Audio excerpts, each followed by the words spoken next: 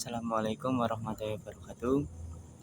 Alhamdulillah, nahmaduhu wa nasta'inuhu wa nastaghfiruh wa na'udzu billahi min syururi anfusina wa min sayyiati a'malina man yahdihillahu fala mudilla lahu wa man yudlil fala hadiya lahu.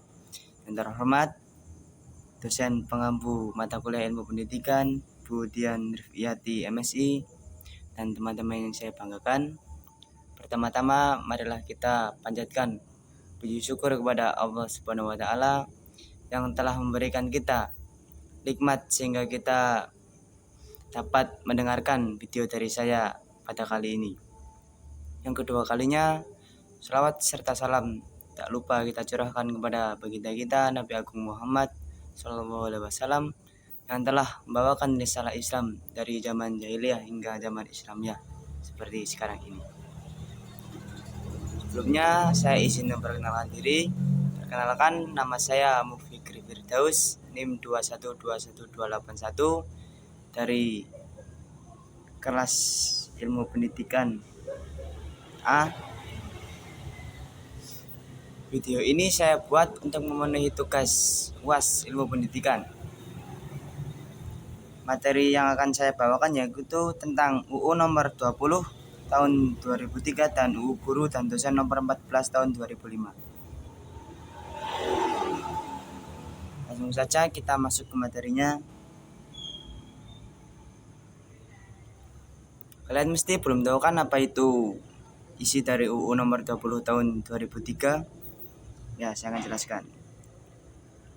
Pengertian sistem pendidikan nasional dalam UU nomor 20 tahun 2003 sebagaimana yang dimuat dalam pasal 1 ayat 3 adalah keseluruhan komponen pendidikan yang saling terkait secara terpadu untuk mencapai tujuan pendidikan nasional sebagai sebuah sistem. Semua komponen yang ada di dalamnya harus dipahami satu kesatuan yang saling berhubungan untuk mencapai tujuan. Sampai saat ini masih digunakan sebagai pijakan dan instrumen yang sah dan dalam membuat kebajikan pendidikan di Indonesia.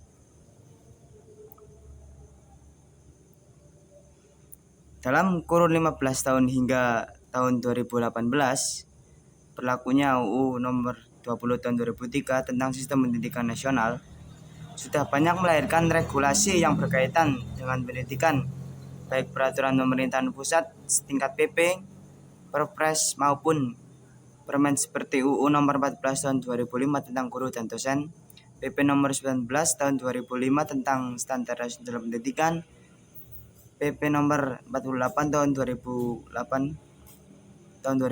tentang pendanaan pendidikan, PP nomor 74 tahun 2008 tentang guru, PP nomor 17 tahun 2010 tentang pengelolaan dan penyelenggaraan pendidikan maupun peraturan pemerintahan daerah.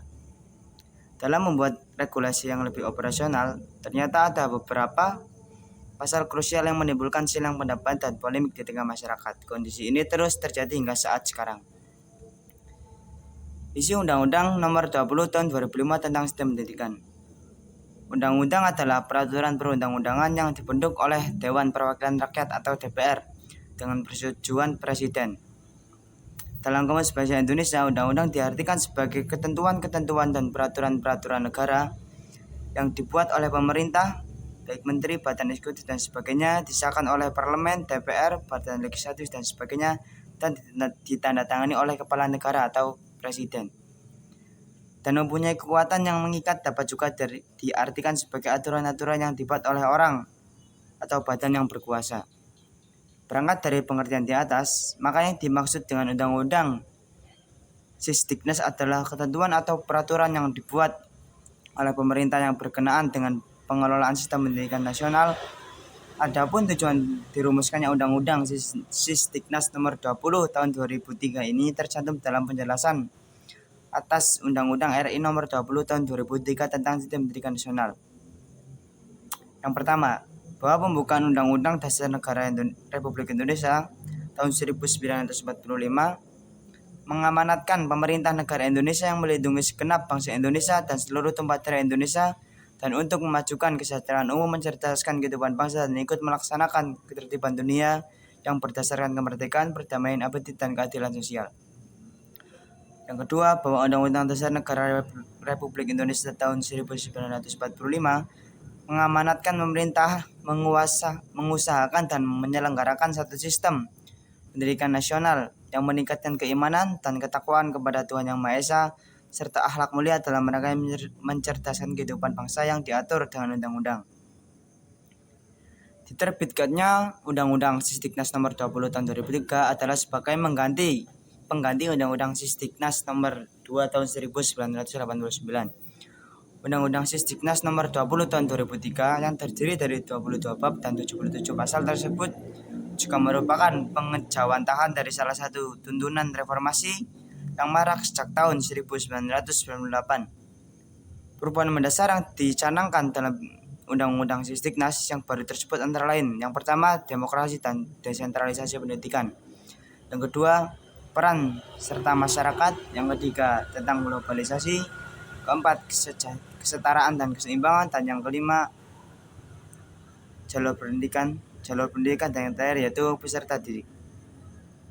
Tujuan dirumuskannya Undang-Undang Sisdiknas 20 tahun 2003 adalah juga untuk melakukan pembaharuan dalam sistem pendidikan, diantaranya adalah pembaharuan kurikulum, penyusunan standar kualifikasi pendidik yang sesuai dengan pelaksanaan tugas secara profesional, penyusunan standar pendanaan pendidikan untuk setiap tahun, pendidikan resmi sesuai prinsip pemerataan dan keadilan, pelaksanaan manajemen pendidikan berbasis sekolah dan ekonomi perguruan tinggi, penyelenggaraan pendidikan dengan sistem terbuka dan multi makna.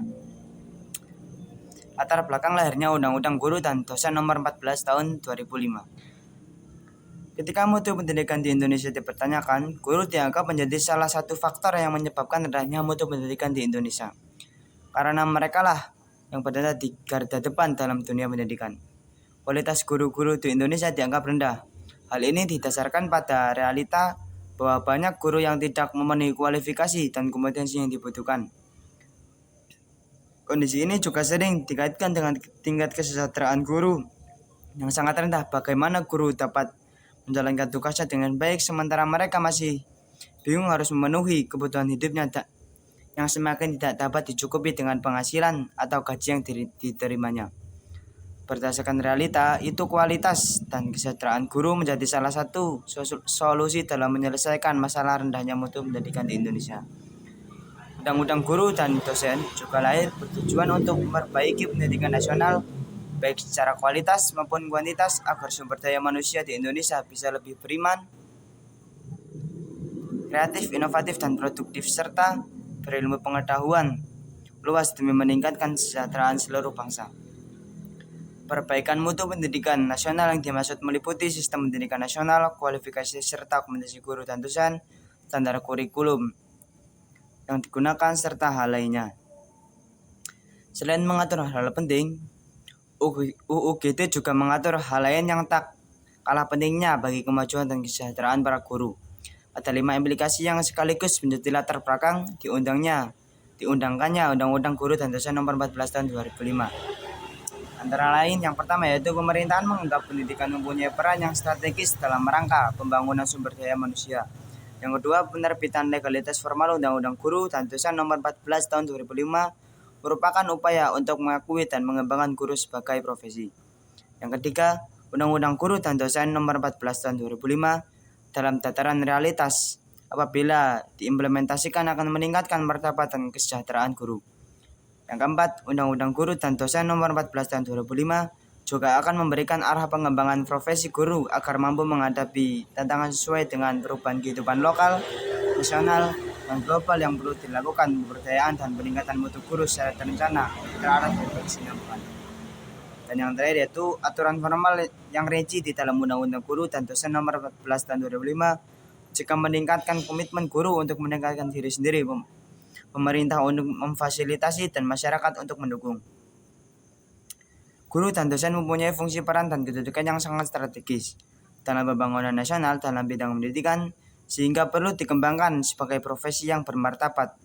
Adapun tujuan pembuatan Undang-Undang Guru adalah mengangkat harkat, citra, dan martabat guru, meningkatkan tanggung jawab profesi guru sebagai pengajar, pendidik, pelatih, pembimbing, dan manajer pembelajaran, memberdayakan dan mendayagunakan profesi guru memberikan jaminan kesejahteraan dan perlindungan terhadap profesi guru, meningkatkan mutu pelayanan dan hasil pendidikan, mendorong peran serta masyarakat dan kepedulian terhadap guru.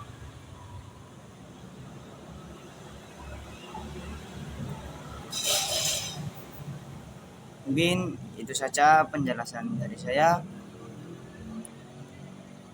Kurang lebihnya mohon maaf. Jika ada salah kata itu datangnya dari saya sendiri. Dan jika itu benar, mungkin itu hidayah dari Allah Subhanahu wa taala.